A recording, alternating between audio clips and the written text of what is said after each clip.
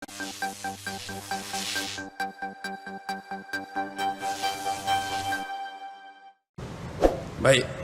Tiga benda ni bila selesai, sebelum naik burak, apa perintah Jibril pada Rasulullah? Rasulullah diperintahkan untuk ke perigi Zamzam untuk berwuduk, ambil wuduk dulu, menyucikan diri. Ambil wuduk baru naik burak. Baik. Bila kembali kepada persoalan wuduk, bentuk penyucian. Kita hari ini kalau dalam kitab lama-lama wuduk dia sebut sebagai angkat apa? Angkat hadas. Angkat satu hal, hadas satu hal. Angkat lagu mana? Macam kita sebut aku naik saksi, naik atas apa? Kan kita selalu kan? Bila nak mengucap dua kalimah syahadah, aku naik saksi, kita terjemah dah. Naik atas apa sebenarnya? Bila kita kata angkat hadas, apa yang nak diangkat? Angkat ni sebenarnya supaya benda tu hilang, benda tu lari, benda tu terbuang. Apa yang nak dibuang? Hadas. Baik. Kalau betul wuduk ni nak menyucikan, baik basuh anggota wuduk saja ke baik basuh semua? Kalau betul nak menyuci, baik basuh semua kan, senang kan? Tapi kenapa anggota wuduk tertentu? Baik. Bila kita sebut satu benda, anggota wuduk yang selalu dan diwajibkan kita basuh, itulah tempat punca hadas-hadas. Jadi hadas-hadas ni melalui wuduk nak diangkat. Sebagai contoh, kenapa kita perlu berwuduk setiap masa? Kita pagi esok semayang subuh, Assalamualaikum, Assalamualaikum, habis wirid ramai-ramai, berdoa, keluar pula tak balik rumah. Biasa hari cuti duduk mana? Minum kopi tu. Duduk pula kedai kopi. Bila duduk kedai kopi, biasanya orang ni menyembang pasal diri dia ke menyembang pasal diri orang lain? Aku boring dah setiap kali main kedai kopi cerita orang.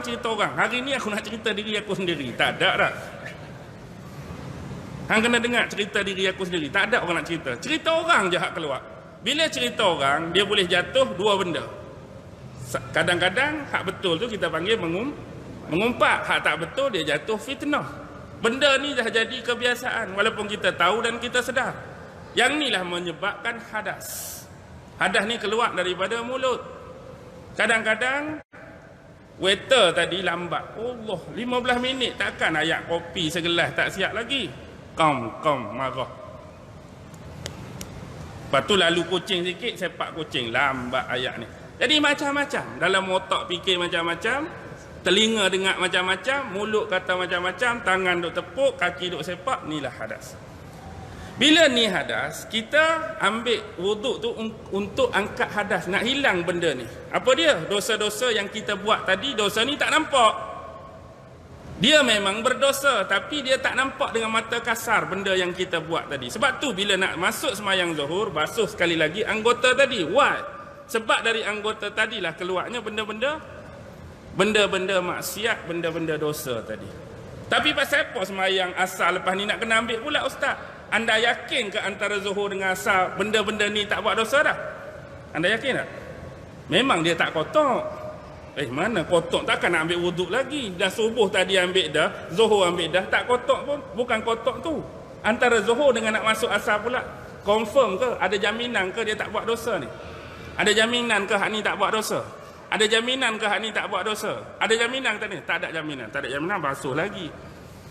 Lepas tu maghrib, alah kena ambil pula. Ada jaminan dah asar ke maghrib hak ni tak buat dosa dah? Buat lagi, basuh lagi. Kalau nak kira basuh hak zahir, baik mandi ke baik wuduk? Tu saya kata tadi, baik mandi. Tapi bukan tu maksud dia. Baik, jalan dah.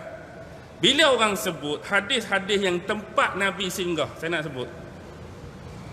Kadang-kadang orang tu cerita dalam keadaan dia tak tahu. Kadang-kadang orang tu cerita dalam keadaan dia tahu tapi terlupa nak bagi tahu apa dia?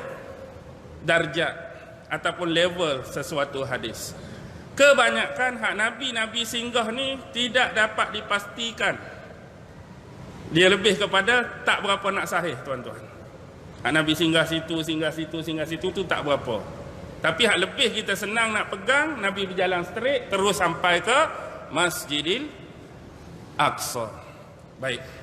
Lepas berhenti di situ, apa yang Nabi buat? Nabi disambut oleh sekalian para malaikat dan para nabi dan rasul yang terdahulu. Hak mana ada nabi-nabi yang pernah Allah utus dan bangkitkan, hak mana rasul-rasul yang pernah Allah utus dan bangkitkan, semua berkumpul menyambut kedatangan Rasulullah sallallahu alaihi wasallam. Dikatakan dalam riwayat semayang kat situ kan. Semayang kat situ, kemudian lepas pada tu, sebelum nak Mi'raj tu, Jibril datang adukan pada Nabi dua benda. Satu susu, satu khamar, arak. Nabi pilih yang mana? Nabi pilih susu, sebab ini fitrah. Tapi dalam keadaan Nabi pilih susu pun, berapa orang nak minum arak ini?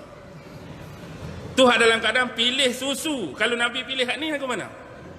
Tak tahulah nak jadi apa. Ni hak pilih hak elok dah dengan fitrah, dia nak pergi minum hak langgar fitrah lagi. Sampai orang tuduh arak ni sebagai sinonim air kencing setan. Kesian kat setan tak? Lepas tu baru Mi'raj. Jadilah isu hak batu nak ikut Nabi tu kan. Batu nak ikut Nabi, Mi'raj. Isu Mi'raj ni, setiap kali Nabi nak lalu pintu-pintu langit ni, kena berhenti ke? Boleh go on straight je? Kena berhenti. Bahkan Jibril pun ditahan, Jibril pun ditanya, siapa itu? Aku Jibril. Siapa bersama kamu? Muhammad. Adakah dia seorang yang diutuskan? Ya, dia seorang yang diutuskan. Baru buka. Jadi ada orang-orang yang tak mau percaya ni, dia tanya, pasal apa penjaga pintu langit kena tanya siapa lagi? Dia tak kenal ke Jibril?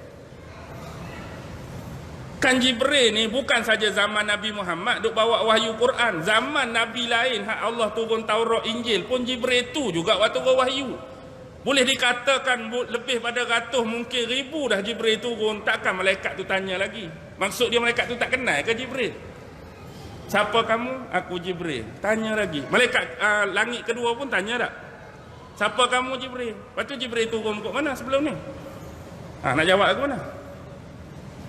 Takkan tak kenal Jibril turun 100 kali pun tak kenal. Kita boleh 2 kali orang datang rumah, cam dah muka tak? Dia bukan tu persoalan dia. Ni kita panggil adab. Adab dan penghormatan. Baik.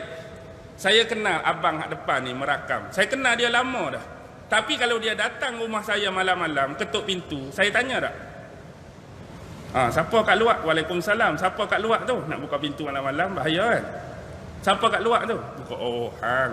Adakah saya tanya siapa tu? Saya tak kenal dia tak? Saya kenal ke tak? Saya kenal dah. Cuma dah malam tak nampak tu, tanya siapa tu? Hang rupanya. Hani ni kenal dah. Takut benda lahir. Sebab pintu langit kena jaga. Macam-macam unsur cuba boleh terobos. Walaupun kita kata mustahil. Tapi tanya siapa? Jibril. Takut apa? Takut hak lain lah. Hak lain tak turun ke? Selain pada Jibril, malaikat tu. Hak lain pun turun naik pula. Hak nak ambil amalan pun duk turun naik. Tanya tu nak pastikan hak mana satu. Bila naik langit pertama, jumpa siapa? Langit pertama jumpa Nabi Adam. Langit kedua, Isa dan Yahya. Dua-dua Nabi ni tak pernah kahwin ni sepanjang hidup mereka. Nabi yang ketiga, langit yang ketiga, paling handsome, Yusuf. Langit keempat, Nabi kedua, siapa? Idris. Langit kelima, abang Nabi Musa. Abang Nabi Musa siapa? Nabi Harun. Adik-beradik kan dua orang tu. Langit keenam, Nabi Musa, adik dia. Langit ketujuh, ayahanda, segala ayahanda Nabi lah, Ibrahim alaihissalam, yang keadaan dia duduk menyandar pada tiang Baitul Ma'mur. Baik.